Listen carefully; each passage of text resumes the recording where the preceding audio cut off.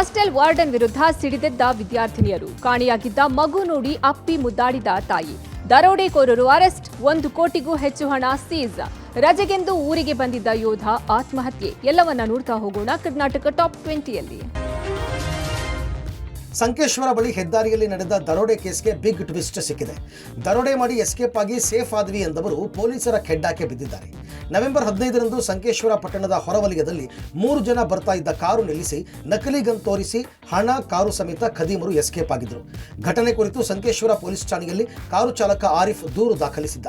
ಕಮತಗಿ ನೆರಲಿ ಗ್ರಾಮದ ಬಳಿ ಕಾರು ನಿಲ್ಲಿಸಿ ಅದರಲ್ಲಿದ್ದ ಅರ್ಧ ಹಣ ಎಗರಿಸಿ ಎಸ್ಕೇಪ್ ಆಗಿದ್ರು. ಕಾರು ಪರಿಶೀಲನೆ ವೇಳೆ ಪೊಲೀಸರಿಗೆ 1 ಕೋಟಿ 1 ಲಕ್ಷ ಹಣ ಸಿಕ್ಕಿತ್ತು. ಇದರಿಂದ ಸಂಶಯಗೊಂಡು ಚಾಲಕ ಆರಿಫ್, ಸೂರಜ್, ಅಜಯ್ ಮೂವರನ್ನ ಪೊಲೀಸರು ಬಂಧಿಸಿದ್ರು. ತನಿಖೆಯ ವೇಳೆ ಮೂವರ ಪಾತ್ರ ಇಲ್ಲ ಅನ್ನೋದು ಪೊಲೀಸರಿಗೆ ಗೊತ್ತಾಗಿತ್ತು. ಮತ್ತಷ್ಟು ಪರಿಶೀಲನೆ ಮಾಡಿದಾಗ ರಾಬರಿ ಮಾಡಿದ ಕಾರು ಬೇರೆ ಇರೋದು ಬೆಳಕಿಗೆ ಬಂದಿದೆ. ಕಾರಿನ ನಂಬರ್ ಬದಲಿಸಿ ಹಣ ಸಮೇತ ಖದೀಮರು ಮಹಾರಾಷ್ಟ್ರಕ್ಕೆ ಎಸ್ಕೇಪ್ ಆಗಿದ್ದಾರೆ. ಪೊಲೀಸರು ತಂಡ ರಚಿಸಿ ಕಾರಿನ ಕಲರ್ ಆಧಾರದ ಮೇಲೆ 2 ಆರೋಪಿಗಳನ್ನು ಬಂಧಿಸಿದ್ದಾರೆ. ಜೊತೆಗೆ ಕಾರು ಚಾಲಕನನ್ನ ವಶಕ್ಕೆ ಪಡೆದಿದ್ದಾರೆ. ಒಟ್ಟು ಈವರೆಗೂ 1 ಕೋಟಿ 17 ಲಕ್ಷ ಹಣ ಜಪ್ತಿ ಮಾಡಿದ್ದಾಗಿ ಎಸ್ಪಿ ಡಾಕ್ಟರ್ ಭೀಮಾಶಂಕರ್ ಗುಳೆ ಮಾಹಿತಿ ಕೊಟ್ಟಿದ್ದಾರೆ. ರೆಬಲ್ ಸ್ಟಾರ್ ಅಂಬರೀಷ್ ಪುಣ್ಯಸ್ಮರಣೆ ಪ್ರಯುಕ್ತ ಪತಿ ಅಂಬರೀಷ್ ನೆನೆದು ಸುಮಲತಾ ಅಂಬರೀಷ್ ಇನ್ಸ್ಟಾಗ್ರಾಂನಲ್ಲಿ ಭಾವುಕ ಪೋಸ್ಟ್ ಮಾಡಿದ್ದಾರೆ. ಎಲ್ಲೆಲ್ಲಿಯೂ ನೀನೇ, ಎಂದೆಂದಿಗೂ ನೀನೇ ಅಂತ ಪೋಸ್ಟ್ ಹಂಚಿಕೊಂಡಿದ್ದಾರೆ. ಬೆಂಗಳೂರಿನ ಕಂಠೀರವ ಸ್ಟುಡಿಯೋಗೆ ಆಗಮಿಸಿ ಅಂಬಿ ಸ್ಮಾರಕದ ಬಳಿ ಅಂಬರೀಷ್ಗೆ ಇಷ್ಟವಾಗುವ ಖಾದ್ಯವನ್ನು ಇಟ್ಟು ಪೂಜೆ ಸಲ್ಲಿಸಿದ್ದಾರೆ. ಬಳಿಕ ಸುಮಲತಾ ಮಾತನಾಡಿ, ಅಂಬಿ ನೆನಪು ಎಲ್ಲ ಕಡೆ ಇರುತ್ತೆ. ಎಷ್ಟೋ ವರ್ಷದಿಂದ ಕಾಯ್ತಾ ಇದ್ದ ಮರಿ ರೆಬಲ್ ಸ್ಟಾರ್ ಆಗಮನದಿಂದ ಸಂತೋಷಗೊಂಡಿದ್ದೇನೆ. ತಾಯಿ ಮಗು ಆರೋಗ್ಯವಾಗಿದ್ದಾರೆ. ಅಭಿಯಂತೂ ಒಂದು ಕ್ಷಣವೂ ಮಗುನ ಬಿಟ್ಟು ಇರಲ್ಲ ಎಂದಿದ್ದಾರೆ. ಇನ್ನು ಹಿರಿಯ ನಟ ದೊಡ್ಡಣ್ಣ ಮಾತನಾಡಿ, ಅಂಬಿ ಆಗಲಿ 6 ವರ್ಷ ಆಯಿತು. ಪ್ರತಿ ಕ್ಷಣ ಅಂಬಿ ನೆನಪಾಗ್ತಾರೆ.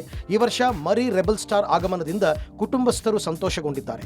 ಸತ್ತವರು ಮತ್ತೆ ಹುಟ್ಟುತ್ತಾರೆ ಅಂತಾರಲ್ಲ, ಅಂಬರೀಷ್ ಮತ್ತೆ ಹುಟ್ಟಿ ಬಂದಿದ್ದಾರೆ ಅಂತಂದರು. ಇವತ್ತು ಅಂಬರೀಷ್ ಅವರ 6ನೇ ಒಂದು ಪುಣ್ಯ ಸ್ಮರಣೆ. ಈ ವರ್ಷ ತುಂಬ ನಮಗೆ ಒಂದು ಎಷ್ಟೋ ವರ್ಷಗಳಿಂದ ನಾವು ಕಾಯ್ತಾ ಇದ್ವಿ. ಅಂಬರೀಷ್ ಅವರೇ ಮತ್ತೆ ನಮಗೆ ವಾಪಸ್ಸು ಬಂದಾಗೆ ಇದೆ. ಉಪೇಂದ್ರ ನಟಿಸಿ ನಿರ್ದೇಶಿಸಿರುವ ಯುಐ ಚಿತ್ರದ ಕನ್ನಡದ ಹಂಚಿಕೆ ಹಕ್ಕನ್ನು ಕೆವಿಎನ್ ಪ್ರೊಡಕ್ಷನ್ಸ್ ಭಾರಿ ಮೊತ್ತಕ್ಕೆ ಪಡೆದುಕೊಂಡಿದೆ. ಕನ್ನಡದ ಬಹುಕೋಟಿ ಬಜೆಟ್ ಚಿತ್ರ ಡಿಸೆಂಬರ್ 20ಕ್ಕೆ ಬಹುಭಾಷೆಯಲ್ಲಿ ವರ್ಲ್ಡ್ ವೈಡ್ ರಿಲೀಸ್ ಆಗಲಿದೆ. ಯುಐ ಚಿತ್ರವನ್ನು ಲಹರಿ ಫಿಲ್ಮ್ಸ್ ಹಾಗೂ ವೀನಸ್ ಎಂಟರ್ಟೈನರ್ಸ್ ಅಡಿಯಲ್ಲಿ ಮನೋಹರ್ ನಾಯ್ಡು ಹಾಗೂ ಕೆಪಿ ಶ್ರೀಕಾಂತ್ ಅದ್ದೂರಿಯಾಗಿ ನಿರ್ಮಿಸಿದ್ದಾರೆ. ಈಗಾಗಲೇ ಚಿತ್ರದ ಇತರೆ ಭಾಷೆಯ ಹಂಚಿಕೆ ಹಕ್ಕುಗಳನ್ನು ಬಹುಕೋಟಿಗೆ ಸೇಲ್ ಆಗಿದೆ. ಮಲಯಾಳಂ ಹಂಚಿಕೆಯ ಹಕ್ಕನ್ನು ಸಿಜೆ ರಾಯ್ ಪಡೆದುಕೊಂಡ್ರೆ, ತಮಿಳಿನಲ್ಲಿ ಎಪಿ ಇಂಟರ್ನ್ಯಾಷನಲ್ ಹಂಚಿಕೆಯನ್ನು ತಮ್ಮದಾಗಿಸಿಕೊಂಡಿದೆ. ತೆಲುಗಿನಲ್ಲಿ ಅಲ್ಲು ಅರವಿಂದ್ ಒಡೆತನದ ಗೀತಾ ಆರ್ಟ್ಸ್ ಸಂಸ್ಥೆ ಹಂಚಿಕೆ ಹಕ್ಕು ಪಡೆದುಕೊಂಡಿದೆ. ಹಿಂದಿ ಭಾಷೆಯಲ್ಲೂ ಹಂಚಿಕೆಯ ಹಕ್ಕು ಮಾರಾಟವಾಗಿದ್ದು ನಾಳೆ ಘೋಷಣೆಯಾಗಲಿದೆ.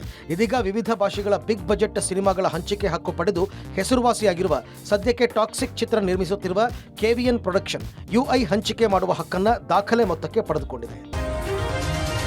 ಪ್ರಿಯಕರನೊಂದಿಗೆ ಸೇರಿ ಮಾಜಿ ಪ್ರಿಯಕರನ ಕಿಡ್ನಾಪ್ ಮಾಡಿ ಸುಲಿಗೆ ಮಾಡಿರುವ ಘಟನೆ ನಡೆದಿದೆ. ಮೋನಿಕಾ, ಹರೀಶ್, ಹರಿಕೃಷ್ಣ, ನರೇಶ್, ರಾಜ್ಕುಮಾರ್, ನರಸಿಂಹ, ಅಂಜನೀಲ್ ಬಂಧಿತರಾಗಿದ್ದು 7 ಜನರ ಆರೋಪಿಗಳನ್ನು ಕೋರಮಂಗಲ ಪೊಲೀಸರು ಬಂಧಿಸಿದ್ದಾರೆ. ಆಂಧ್ರಪ್ರದೇಶದ ನೆಲ್ಲೂರಿನಲ್ಲಿದ್ದ ಶಿವ ಎಂಬಾತನಿಗೆ ಪ್ರಿಯತಮೆ ಮೋನಿಕಾ ಕರೆ ಮಾಡಿ, ನನ್ನ ಸ್ನೇಹಿತರು ನಿನ್ನ ನೋಡಬೇಕಂತೆ, ನಿನ್ನ ಹತ್ರ ಇರುವ ಚಿನ್ನಾಭರಣ ಹಾಕ್ಕೊಂಡು ಇನ್ನೋವಾ ಕಾರಿನಲ್ಲಿ ಬಾ ಅಂತ ಹೇಳಿದ್ದಾಳೆ. ಮೋನಿಕಾ ಮಾತು ನಂಬಿದ ಪ್ರಿಯಕರ 60 ಗ್ರಾಂ ಚಿನ್ನಾಭರಣದ ಜೊತೆಗೆ ಇನ್ನೋವಾ ಕಾರಿನಲ್ಲಿ ಬಂದಿದ್ದಾನೆ. ಈ ವೇಳೆ ಮೋನಿಕಾ ಅಂಡ್ ಗ್ಯಾಂಗ್ ಶಿವನನ್ನ ಕಿಡ್ನಾಪ್ ಮಾಡಿ ಮೈ ಮೇಲಿದ್ದ ಚಿನ್ನಾಭರಣವನ್ನು ದೋಚಿ 10 ಲಕ್ಷ ರೂಪಾಯಿ ಹಣಕ್ಕೆ ಬೇಡಿಕೆ ಇಟ್ಟಿದ್ದಾರೆ. ಆದರೆ ಪ್ರಿಯತಮೆ ಶಿವನಿಗೆ 5 ಲಕ್ಷ ಕೊಡೋದಕ್ಕೆ ಒಪ್ಪಿಸಿದ್ದಾಳೆ. ಬಳಿಕ ಶಿವ ತನ್ನ ಸ್ನೇಹಿತರಿಂದ ಬ್ಯಾಂಕ್ಗೆ 5 ಲಕ್ಷ ಹಣ ಹಾಕಿಸ್ಕೊಂಡಿದ್ದಾನೆ.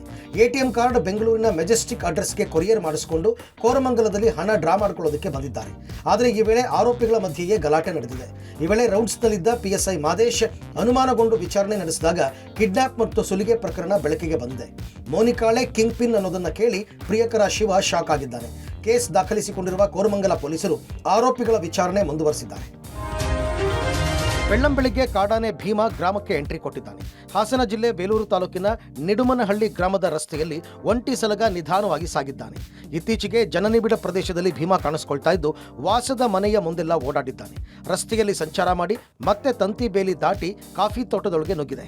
ದಿನೇ ದಿನೇ ಕಾಡಾನೆ ಉಪಟಳ ಹೆಚ್ಚಾಗ್ತಾ ಇದ್ರೂ ಅರಣ್ಯ ಇಲಾಖೆ ಹಾಗೂ ಸರ್ಕಾರ ಕೈಚೆಲ್ಲಿ ಕುಳಿತಿದೆ. ಅತ್ತ ಯಾದಗಿರಿ ಜಿಲ್ಲೆ ಶಹಾಪುರ ತಾಲೂಕಿನ ಹುಲಿಕಲ್ ಗ್ರಾಮದ ಹಳ್ಳದಲ್ಲಿ ಬೃಹತ್ ಗಾತ್ರದ ಮೊಸಳೆ ಪತ್ತೆಯಾಗಿದೆ.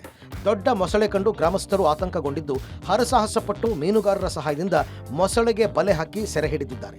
ಮೊಸಳೆ ಸೆರೆಯಿಂದ ಗ್ರಾಮಸ್ಥರು ನಿಟ್ಟುಸಿರು ಬಿಟ್ಟಿದ್ದಾರೆ. ಬಳಿಕ ರಕ್ಷಿಸಿದ ಮೊಸಳೆಯನ್ನು ಅರಣ್ಯಾಧಿಕಾರಿಗಳು ನಾರಾಯಣಪುರ ಜಲಾಶಯಕ್ಕೆ ಬಿಟ್ಟಿದ್ದಾರೆ.